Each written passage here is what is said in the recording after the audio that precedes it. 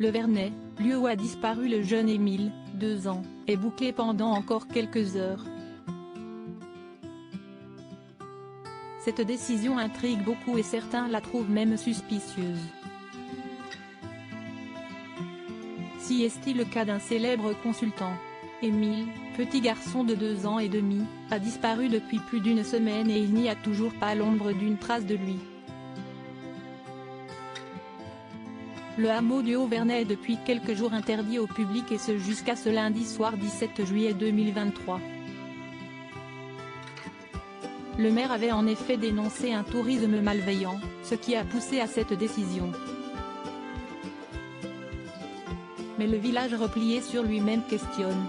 Les gens doivent se demander s'il n'y a pas des choses à cacher, a déclaré Dominique Rizet, consultant police-justice sur BFM TV. Pourquoi n'a-t-on pas accès à cet endroit? Qu'où est ce qu'il se passe derrière les volets? Est-ce que quelqu'un sait quelque chose? A-t-il poursuivi? Pour lui, ce village fermé est plus qu'intrigant donc. On nous exclut de tout, mais je ne suis pas sûr que ce soit une bonne chose.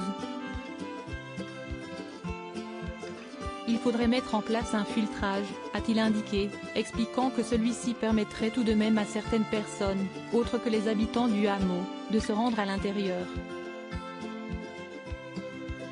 Un village bouclé pour une raison précise. Il faut dire que cette décision a été prise car de nombreuses personnes sont venues sur place, quitte à brouiller les pistes. Gendarmes, militaires, équipes cynophiles, volontaires. Tous ont essayé de retrouver une trace du petit Émile, en vain. Des curieux, des médiums et même des internautes persuadés des pouvoirs de ces derniers se rendaient au hameau pour mener leur propre enquête. Une présence néfaste pour les gendarmes car ils laissaient des traces, parfois des mégots, ce qui perturbait les chiens.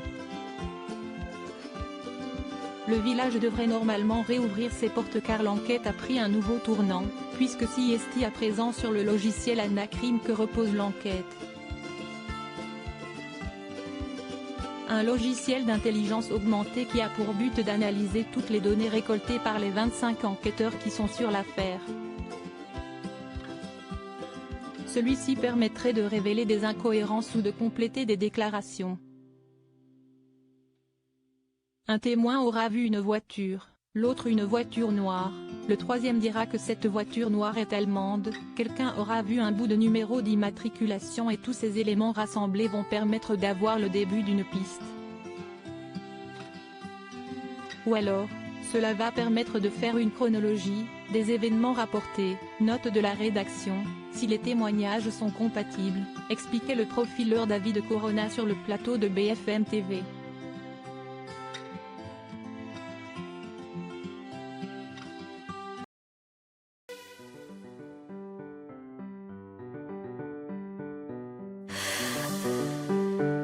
The man I love just had